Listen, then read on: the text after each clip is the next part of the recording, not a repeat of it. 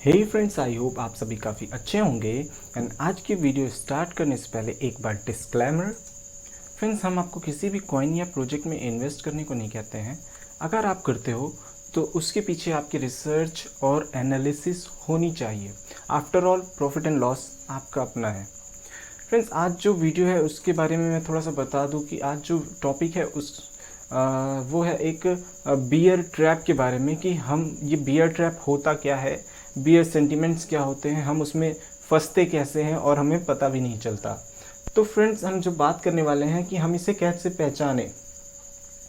और most important, beer trap जो होता है वो मैनिपुलेटर्स वेल्स का एक बहुत ही बड़ा वेपन होता है, हथियार होता है। तो आइए चलिए शुरू करते हैं।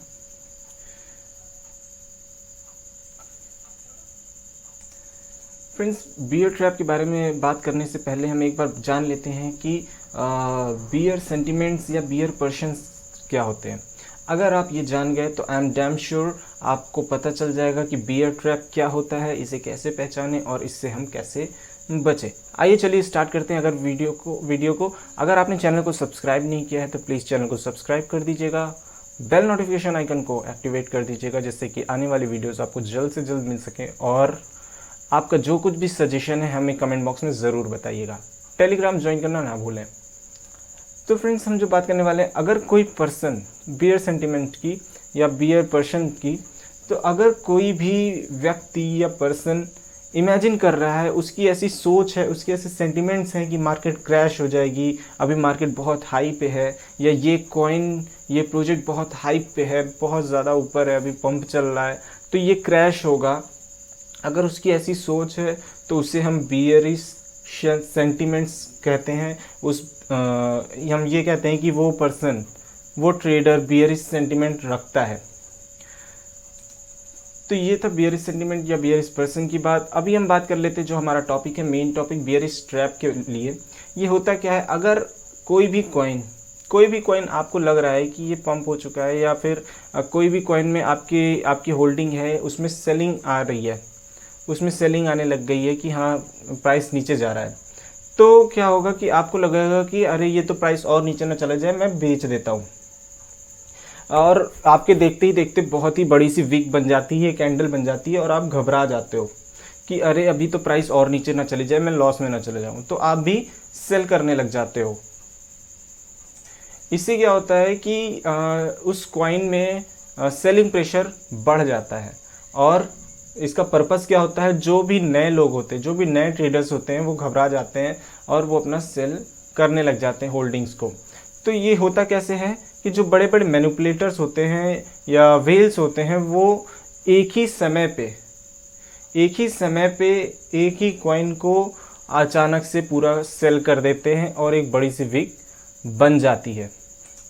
इससे होता क्या है कि जब प्राइस एक बार में ही बड़ी सी विक बन जाती है, वहाँ पे तो सेल हो जाता है, बट उसके बाद भी प्राइस थोड़ी बहुत नीचे जाती है। वो क्यों जाती है? वो हमारे और आपके जैसे ट्रेडर्स होते हैं जो डर गए होते हैं, घबरा गए होते हैं कि यहाँ से प्राइस और नीचे चली जाएगी, तो इस वजह से वो अपनी होल्डिंग्स को सेल कर देते हैं। अब मैनिपुलेटर्स क्या करते हैं कि वो इंतज़ार करते हैं कि अभी प्राइस और नीचे जाए, तो वो फिर से वहाँ पर बाय करते हैं। और जब वो बाय करते हैं तो बड़ी क्वांटिटी में बाय करते हैं और वहाँ पे आपको प्राइस का बाउंस बैक देखने को मिल जाता है। तो फ्रेंड्स, इसी वजह से आपने कभी नोटिस किया होगा, आपके साथ भी हुआ होगा, अगर हुआ हो तो मुझे कमेंट बॉक्स में ज़रूर बताइएगा कि जब आपने कोई कॉइन बाय किया हो, उसका प्राइस नीचे चला गया हो, उसका प्राइस फॉल हो गया हो, और फिर जब आपने कॉइन को सेल किया हो तो उसका प्राइस वहीं से पंप हो गया हो। तो वो इसी वजह से भी होता है। कई और भी इसके रीज़न्स हैं, बट ये भी एक बहुत ही बड़ा रीज़न है। एंड इसका सोल्यूशन क्या है, इसके सोल्यूशन के बारे में बात कर लेता हूँ। अगर आपके साथ ऐसा होता है तो आप जिस कॉइन में होल्डिंग रखते हो या इन्वेस्ट करने का सोच रहे हो, उसमें आप देखो कि कोई बड़े ऑर्डर्स तो नहीं लगे हुए। अगर बड़े बड़े सेलिंग ऑर्डर्स लगे हुए हैं तो प्राइस डेफिनेटली और नीचे जाने वाला है। बट अगर आप देख रहे हो कि सेलिंग ऑर्डर्स बड़ी वॉल्यूम में नहीं लगे हुए हैं, छोटे छोटे हैं, जैसे हम और आप जैसे लोग सेल कर रहे हैं, तो कोई दिक्कत नहीं, आप वहाँ पर अपना होल्ड कर सकते हो। अगर होल्ड कर रहे हो आप, या तो वहाँ पर आप अपनी नई एंट्री ले सकते हो। क्योंकि प्राइस वहाँ से बाउंस बैक करना ही करना है, वहाँ पर वेल्स या मैनिपुलेटर्स अपनी एंट्री लेंगे।